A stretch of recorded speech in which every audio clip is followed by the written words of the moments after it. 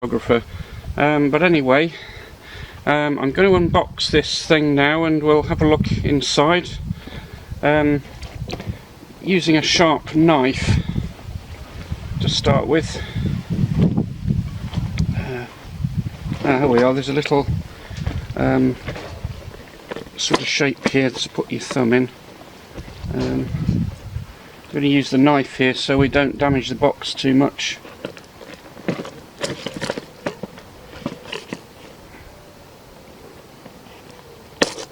Right, so there we go. So let's open it up and have a look what we've got in there. So we've got the stickers there, which will come in handy a bit later on. Got a nice, very smart instruction book, and we've got a couple of bags of interesting looking bricks and pieces in there. So I'll set the camera on high speed and then we'll do a sort of speed filming, speed build. So first thing we've assembled, gang, is the Daniel Craig minifig, which I think you'll agree is quite a good representation of Daniel Craig the actor. Contrast that with, of course, the original James Bond, which is Sean Connery. The name's Bond, James Bond.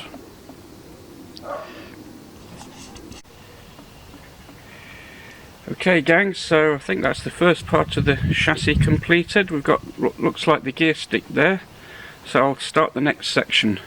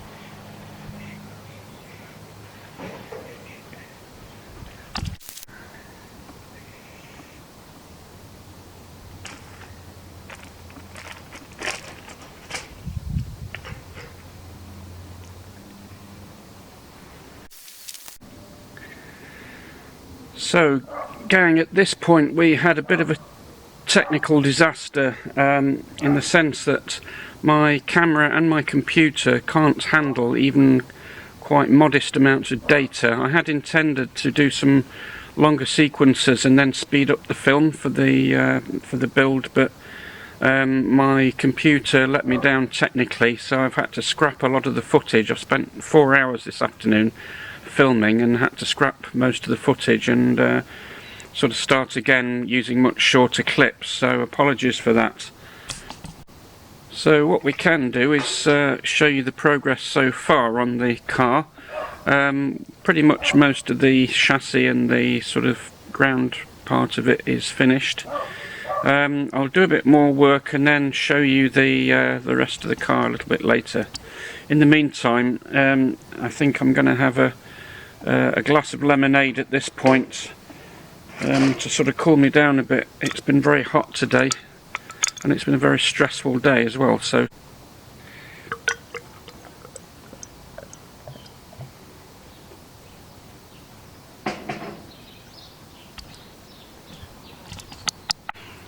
and I think the other thing I'll do is put on my Rolex Submariner just to channel the original James Bond, who of course wore a Rolex, not an Omega.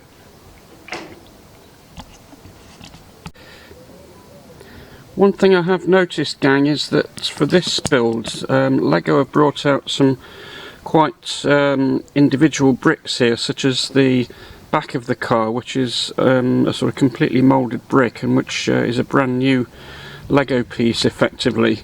Some of the other pieces as well, the smaller pieces such as these curved parts, are brand new with things printed onto them, and of course the actual under chassis of the car I think is an individual piece that's been specially made for this particular model. I'll comment on those a little bit later actually.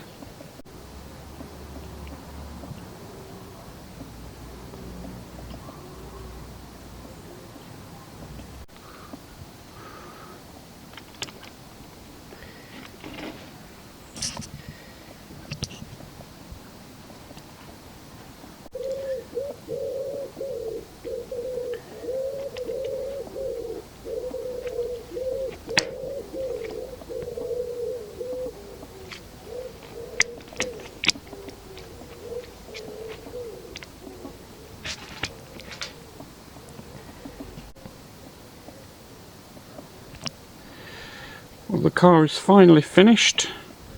Just need to put the roof on. And there we go. That's okay, so the car is now finished and it's looking magnificent. First of all, the thing to notice is that the scale of the car is quite big for a minifig. If you compare it with the sort of self-made DB5 that I made from instructions on the internet, you can see it's a lot wider. The one that I made is basically 6 studs wide, whereas this one is 8 studs wide effectively. It's very nicely designed. I like the little box shaped sort of air intake on the front, for example. Being done on a large scale, you do get quite a bit of nice detail. For example, I like the shape of the bonnet here at the front, and I like the overall shape of the car itself. Lego, as stated before, have used a lot of sort of individually made pieces. For example, this sort of back windscreen here. I feel they kind of cheated a little bit by doing that. I would much prefer it if they use existing pieces like we did on the sort of self-made James Bond car. Another thing I've noticed is that it's got these quite nice light grey bumpers, mudguards I should say, which I don't think you can actually get normally. I had to use dark ones on the original model. Otherwise though, it's a very nice build. It's been very cleverly designed and very cleverly thought out, and very nicely designed overall. I like the curved parts. Again, they've sort of used specially made pieces such as the chassis piece at the bottom. You probably can't see it very well because it's black bricks which don't show up very well, but yeah, there's quite a few individually made pieces. These I think these lights at the front are actually specially made because they're a shape that I've never seen before. There's quite a few little pieces inside which I've not seen on Lego sets, so I think they've been specially made for this model. Certainly some of the printed pieces, such as this engine grille. Which brings me to the subject I've mentioned before, which is the idea of stickers and printed pieces. I don't particularly like the use of these are actually printed, these curved pieces, but it's meant to represent the headlight on the car. I don't particularly like printed features that represent actual parts of the mechanical car. I mean, these, for example, the handles on the doors and one or two other little bits are actually printed, which I think is a bit lame, to be honest. In particular, they've created these newly fashioned pieces which have got lights printed on them. If I can just focus it a bit better. Again, a little bit lame. If you look at the back of the car, what I've done here, I've put some sort of genuine 1x1 round pieces, which I think you'll agree looks a lot better for the back lights there, rather than these sort of printed pieces that they've put on the back there. One final thing, I don't like the 4 studs on the top there. I actually got rid of that on the individually made model, and I think I'll probably substitute some smooth tiles to get rid of these studs there, which I don't like, those random studs. I don't know why they put them there. I'll probably get rid of this grille and go with something like this sort of round stud arrangement which we did in the previous incarnation of the car. Simply because I just don't like printed pieces representing actual mechanical bits of the car. Otherwise, it's a very good car, very nicely designed. The major criticism I've got is the scale is actually a bit too big for Lego. It's 8 studs wide, which is way too big for minifig scale cars. I think 6 studs is probably the maximum that you should aim for that. But it will definitely be taking pride of place in my Brickstead Lego village. So on that happy note, from me and from Sean Connery and from Daniel Craig, I'll say live long and prosper, and see you all next time.